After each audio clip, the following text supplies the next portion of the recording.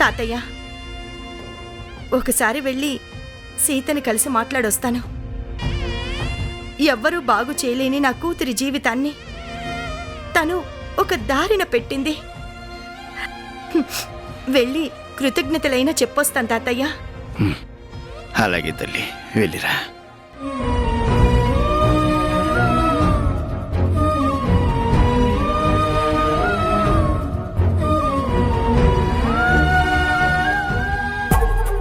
ఎక్కడికి అత్తయ్య బయలుదేరారు? మనసున్న మనిషిని కలిసి మాట్లాడడానికి వెళ్తున్నాను. ఎవరు ఆ మనసున్న మనిషి? నా కోడలు సీత. ఇంత జరిగినా తనని ఇంకా కోడలుగానే చూస్తున్నారా?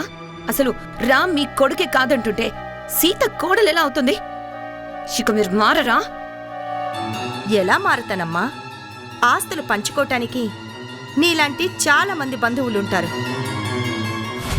కానీ బాధ్యతలు పంచుకునే సీత లాంటి వాళ్ళు చాలా అరుదుగా ఉంటారు. ఆస్తులు పంచుకునే వాళ్ళు కాదు, బాధ్యతలు పంచుకుంటేనే మనుషులవుతారు. అలాంటి మంచి మనుషుల్ని ఎప్పటికీ మర్చిపోలేను.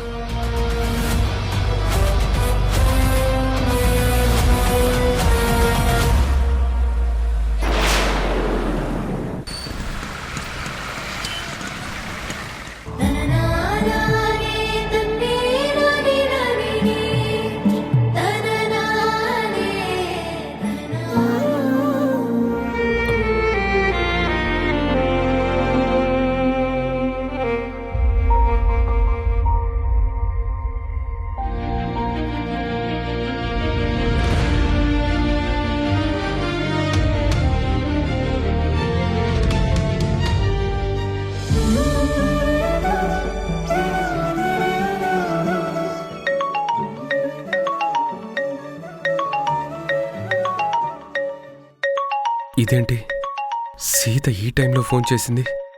ఎలా మేనేజ్ చేయాలో ఏంటో.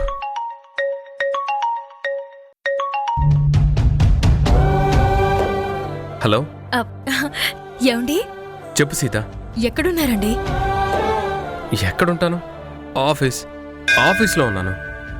అదేంటండి, మీరు ఆఫీసులో ఉంటే గుడి గంట శబ్దం వినిపిస్తోంది. అది మా ఆఫీస్ పక్కనే ఒక గుడి ఉంది సీత. ఫోన్ మాట్లాడడానికి నేను బాల్కనీలోకి రాగానే ఆ గుడి గంటల శబ్దం వినిపిస్తుందిలే. ఓహో, అలాగా. ఇది అడగడానికే ఫోన్ చేసావా? లేదండి, మీకు శుభవార్త చెప్దామని ఫోన్ చేశాను. ఏంటది? అమూల్యని అత్తగారింట్లో దింపేసొచ్చానండి. ఎవరు దింపారు? నువ్వా? అవునండి, నేనే. మరి మరి వాళ్ళు ఒప్పుకున్నారా? ఆ చందు డబ్బులు కావాలని డిమాండ్ చేశాడు కదా సీత. డిమాండ్ చేశారని అడిగిందల్లా ఇచ్చేస్తారా అండి? 1 కోటి అంటే 2 అక్షరాలే కదా అని అడిగారు. అదివ్వాలంటే ఎంత కష్టపడాలి మరి? మరి ఏం చేసావు సీత? ఎలా వాళ్ళని ఒప్పించావు? వాళ్ళసలే డబ్బు మనుషులు కదా. మర్యాదగా చెప్తే ఎందుకు వింటారండి? చెప్పే రీతిలోనే చెప్పాను. మనం భయపడుతూ ఉంటే వాళ్ళు గొంతెమ్మ కోరికలు చాలా కోరతారు. అవన్నీ ఎలా తీరుస్తాం చెప్పండి? అందుకే నేను వెళ్ళి మీరు అమూల్యని ఇంట్లోకి రానివ్వకపోతే ఇట్నుంచుటే పోలీస్ స్టేషన్కి వెళ్తానని చెప్పాను. నిజంగానా? నిజంగా నువ్విలాగే వాళ్ళని బెదిరించావా? మరేం చేయమంటారండి? లేదంటే అమ్ములు ఏదైనా అఘాయిత్యం చేసుకునేలా ఉంది. ఒకవైపు ఆ చందు మోసం చేసి పెళ్లి చేసుకున్నాడు అనే బాధ, మరోవైపు బాలు శశి తన గురించి పట్టించుకోవడం లేదు అనే దిగులు. పుట్టింట్లో ఉండి అమ్మా నాన్నల్ని బాధ పెడుతున్నాను అనే బాధతో తనేదైనా చేసుకుంటే. అందుకే ఏదైతే అది అయిందని నేనే వెళ్ళి వాడివేడిగా ఒక వార్నింగ్ ఇచ్చాను. అది వర్కౌట్ అయింది. సీత, నిజంగా నువ్వు చాలా మంచి పని చేశావు. ఇప్పటికిప్పుడు నిన్ను హక్ చేసుకొని ఆనందంతో పైకెత్తి గిరగిరా తిప్పాలనుంది తెలుసా? ఫోన్లో కష్టమేమోనండి, పోనీ ఇంటికి రండి. అయితే ఇప్పుడే వచ్చేస్తాను. ఏంటి వచ్చేది? ఇలా ఆఫీస్ మధ్యలో వదిలేసి వచ్చేస్తే ఉన్న ఉద్యోగం ఊడుతుంది. అలాంటి పనులు చేయకుండా ఉద్యోగం అయిపోయాక ఇంటికి రండి, సరేనా? అలాగే సీత. ఉంటాను. సరే.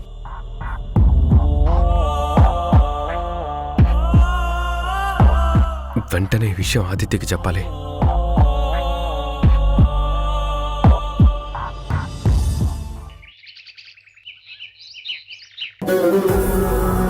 అయినా నువ్వెందుకు అంత తొందరపడ్డావు? ఆ సీత బెదిరిస్తే బెదిరిపోతావా? అది కేసులు పెడితే నేను లేనా? నేను చూసుకుంటాను కదా. ఎందుకురా అమూల్యాన్ని ఇంట్లోకి రానిచ్చావు? నాన్న, మీకు పరిస్థితి అర్థం కావట్లేదు. ఒకసారి గృహహింస, అదనపు కట్నం అడిగారని కేసు పెట్టారంటే ముందు నాన్ బెయిలబుల్ వారెంట్ ఇస్తారు. అంటే ఏంట్రా? అంటే నాకు బెయిల్ కూడా రాదు.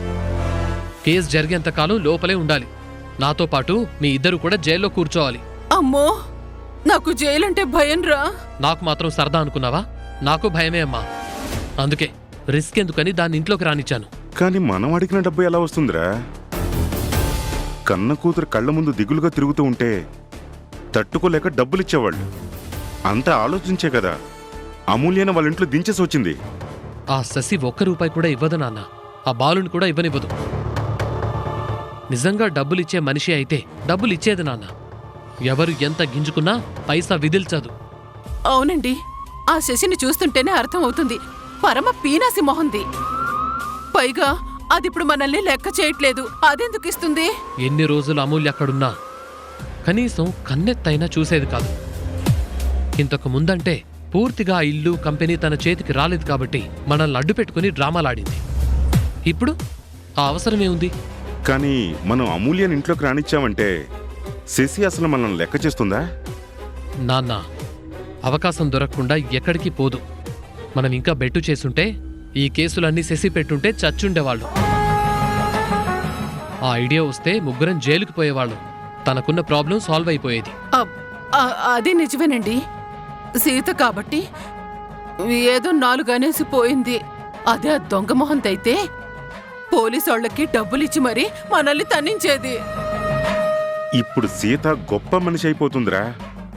ఆడపడుచు జీవితం చక్కదిద్దిన గొప్ప మనిషిగా అందరి దగ్గర పేరు సంపాదించేస్తుందిరా.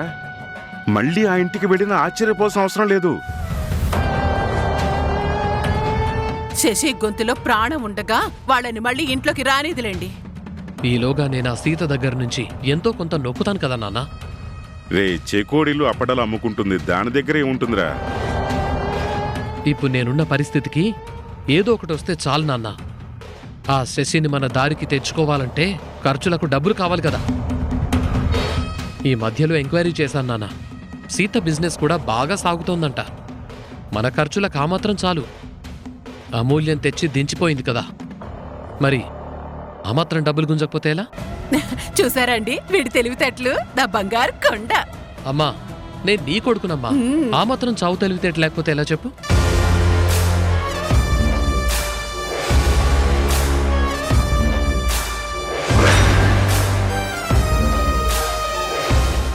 సీతక్క, నీ బిజినెస్కి బొక్క పెట్టడానికి వస్తున్నాను. రెడీగా ఉండు.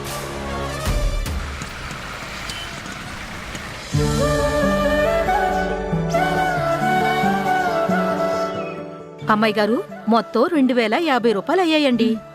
మీరు డబ్బులాడిచ్చేయండి. 2000 కొన్నారు కదండి, ₹50 డిస్కౌంట్ అండి.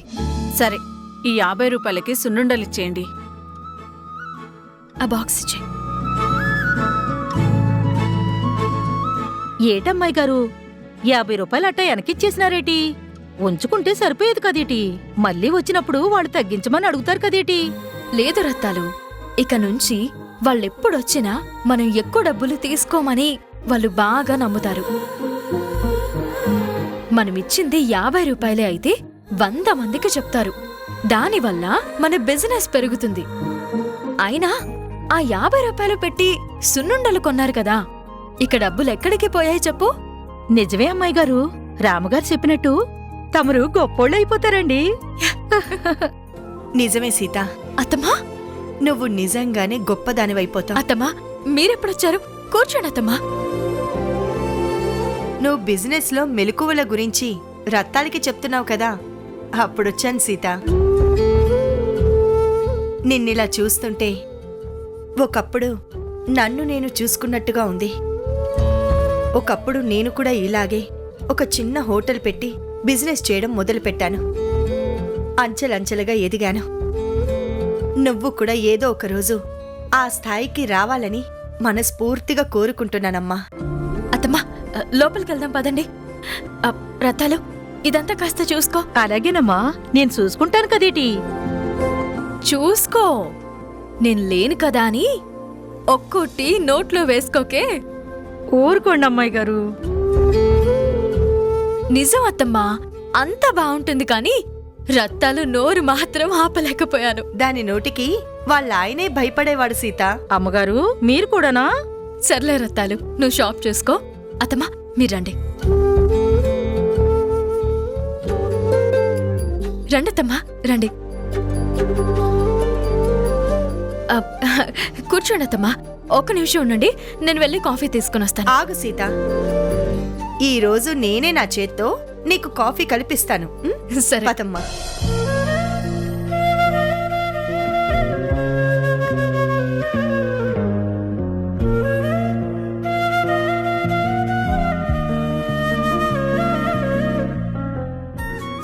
మీకెందుకు అత్తమ్మా శ్రమ, నేను పెడతాను కదా.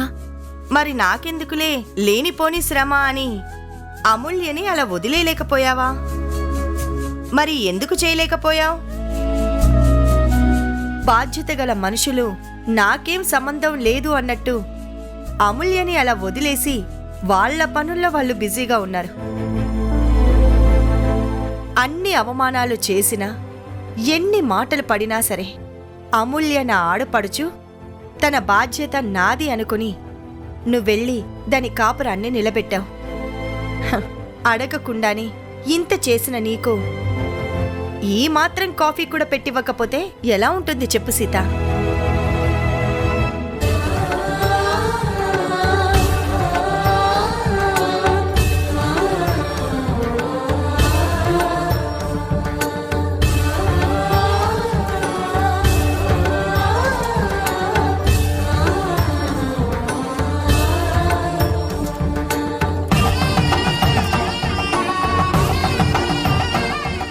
సీత, తీసుకో.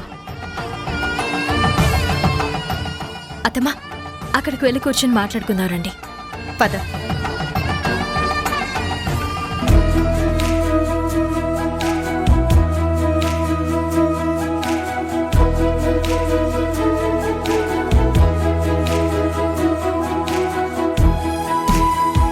కాఫీ ఎలా ఉంది సీత?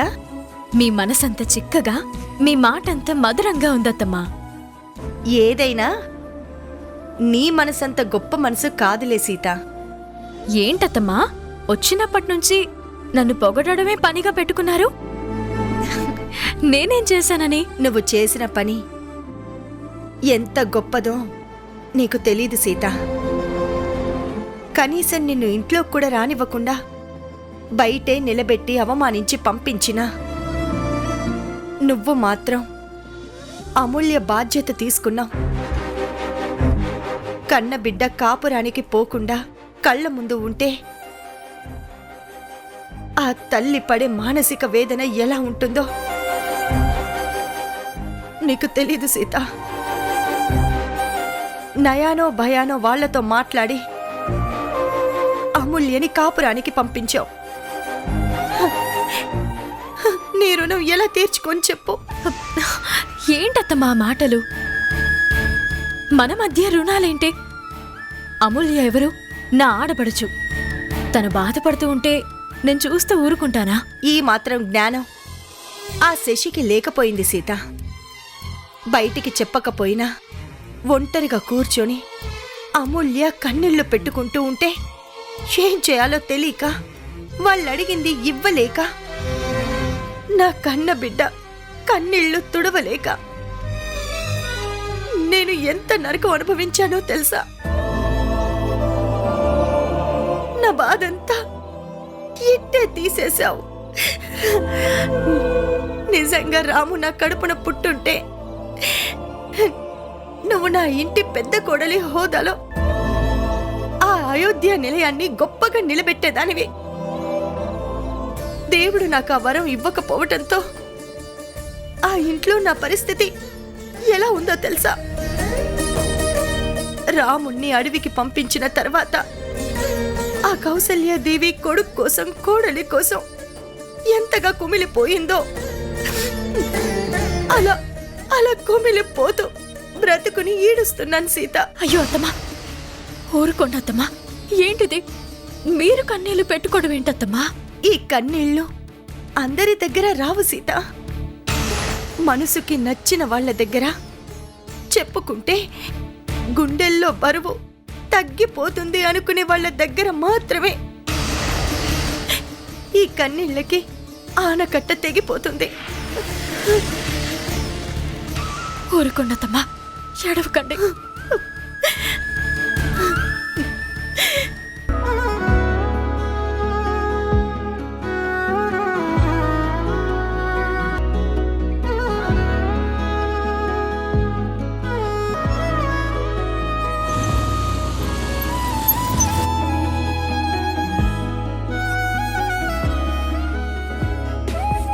ఏంటి సార్, ఎక్కడికి వెళ్ళారు? బండి బ్రేక్ డౌన్ అయిందంటే రిపేర్ చేసి వస్తున్నాను మేడం.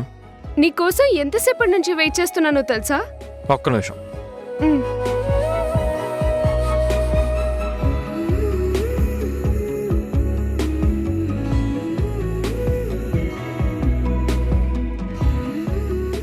అవును, మరి నువ్వు నా చుట్టూ తిరగనని చెప్పావు కదా, మళ్ళీ ఏంటిది? మీ డాడీ చూశారనుకో, ఈసారి కొట్టి మరీ బయటికి పంపిస్తారు. మా డాడీ ఇంకెప్పుడు అలా చెయ్యరుగా. ఏ, ఎందుకు? ఎందుకంటే నువ్వు ఎవరు ఏంటో మా డాడీకి అర్థమైంది కాబట్టి. ఇంక పొరపాటున కూడా నిన్ను ఏమీ అనరు. చూడు శైలు, నన్ను గొప్పింటి బిడ్డలా చూడటం నాకు ఇష్టం లేదు. అది మీ డాడీ అయినా నువ్వైనా. నన్ను నన్నుగా ఎవ్వరైనా ఆదరించాలి. నేను నిన్ను అలాగే ఇష్టపడ్డాను కదా ఆదిత్య, ఆ విషయం నీకు తెలుసు కదా. అసలు నిన్ను ప్రేమించినప్పుడు నీ గురించి నాకు ఏమీ తెలీదు. నేను నీ గురించి మాట్లాడడం లేదు శైలు, మీ డాడీ గురించి చెప్తున్నాను. తన కూతుర్ని ఒక మెకానిక్ ప్రేమించాడని తెలిసి నా మీద కోపడ్డారు చూడు, అందులో నిజాయితీ ఉంది. నీ మీద ఆయన పెంచుకున్న ప్రేమ కనిపించింది. కానీ ఇప్పుడు నేను రాణి గ్రూప్ ఆఫ్ ఇండస్ట్రీస్కి వారసున్నని తెలిసి నన్ను అభిమానిస్తే అది నన్ను అవమానించినట్టు అవుతుంది శైలు. ఆదిత్య, నువ్వు ఒక విషయం మర్చిపోతున్నావు. మా డాడీ నిన్ను బయటికి పంపించిన తర్వాత ఆయనే వచ్చి నిన్ను మళ్ళీ ఇక్కడికి తీసుకొని వచ్చారు కదా. అప్పుడు ఆయనకి నువ్వెవరూ తెలీదు. కానీ నిన్ను ఎందుకు వెనక్కి తీసుకొచ్చారు? నువ్వంటే మా డాడీకి అభిమానం, ప్రేమ ఉన్నాయి కాబట్టి.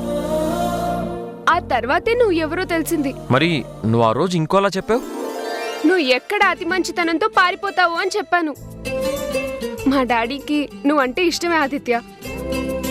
నీ సిన్సియారిటీ నిరూపించుకోవాలి అంటే నన్ను ఎదురు కట్నం ఇచ్చి పెళ్లి చేసుకో. ఎదురు కట్నమా? హా, మరి నాలాంటి అందమైన అమ్మాయి ఊరికే దొరికేస్తుందా ఏంటి?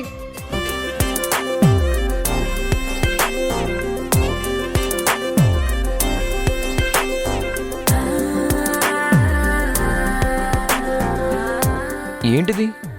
ఇవి నీ చేత్తో నా కాళ్ళకి తొడిగించుకుందామని నేను తెచ్చుకున్న పట్టీలు. ఇదిగో, కాళ్ళకి తొడుగు.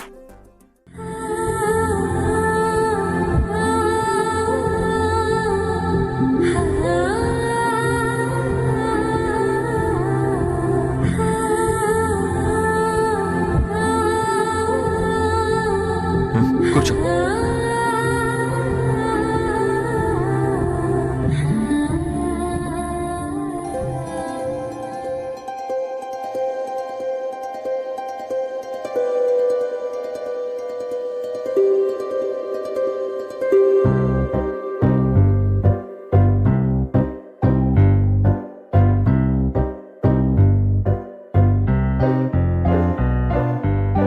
జల జల జలపాతం నువ్వు, సెల సెల సెల ఏరుని నేను, సలసల నువ్వు తాకితే నన్ను పొంగే వరదైపోతాను. చలి చలి చలి గాలివి నువ్వు, చిరు చిరు చిరు అలనే నేను, చర చర నువ్వల్లితే నన్ను ఎగసి కెరటం నవ్వుతాను. హే మన జంట వైపు జాబిలమ్మ తొంగి చూసనే, ఇటు చూడకంటూ మబ్బు తీర్చలేని దాహమేసనే జల జల జలపాతం నువ్వు సెల సెల సెల ఏరుని నేను సలసల నువ్వు తాకితే నన్ను పొంగే వరదైపోతాను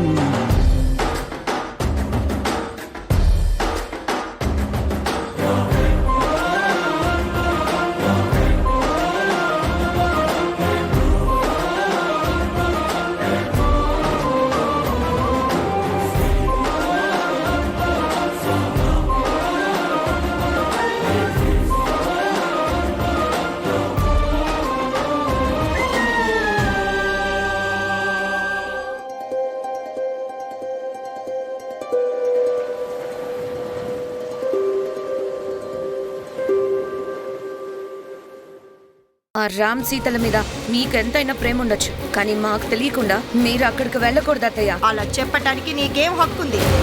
ఆ హక్కు నాకుంది. మీరు చేయలేని పని వాళ్ళు చేశారు. మళ్ళీ ఇంట్లో చేరడానికి వాళ్ళు ఆడుతున్న నాటకాలు ఇవన్నీ.